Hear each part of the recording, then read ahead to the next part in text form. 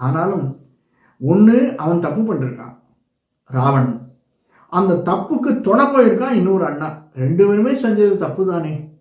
அது நிதர்சனமாக தெரியறது விபீஷணனுக்கு.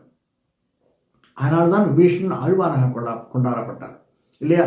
அது தெரிந்ததனால்தான் உன் அடி பணியுவதற்காக வந்திருக்கிறான். ஆச்சரியர் சொல்றார், வர்றது யாரு அப்படின்னு. எனக்கு தெரியும், அவள் எப்படிப்பட்டவ தெரியுமா? அவள் உன்னை காப்பாற்ற வந்திருக்கா.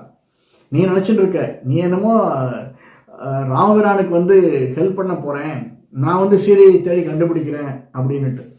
ராமபிரான் சீதையை தேடி கண்டுபிடிக்கிறதுக்கு நீ நினைச்ச 10 திக்கிலையும் ஆள் அனுச்சியே. அப்போ 10 திக்கில் 10 மோதிரம்னா கொடுத்து அனுப்பிச்சிருக்கணும் ராமபிரான் இல்லையே. அவருக்கு தெரியும் தெற்கில் தான் சீதை இருக்கா, எப்படி மீட்டணுங்கிறது. உன்ன ஒரு வழியாக வச்சுட்டார், அவ்வளோதான். மாற்றார் உனக்கு அடிபணிந்து உன் வலி தொலைந்து உன் அடிபணியுமா போற எல்லா விஷயத்தையும் என்ன சொல்ற. அகைன் அவன் சொல்றது என்னன்னா, சரணாகிரி தத்துவம்.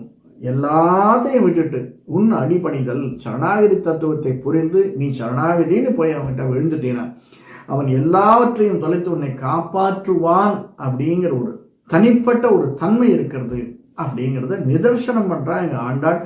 உன் அடிபணியுமா போலே புகழ்ந்து என்ற இடத்திலே புகுந்து என படித்து உனது குணங்களிலே அவதாகித்து அப்படிங்கிற அவகாகித்து, அதாவது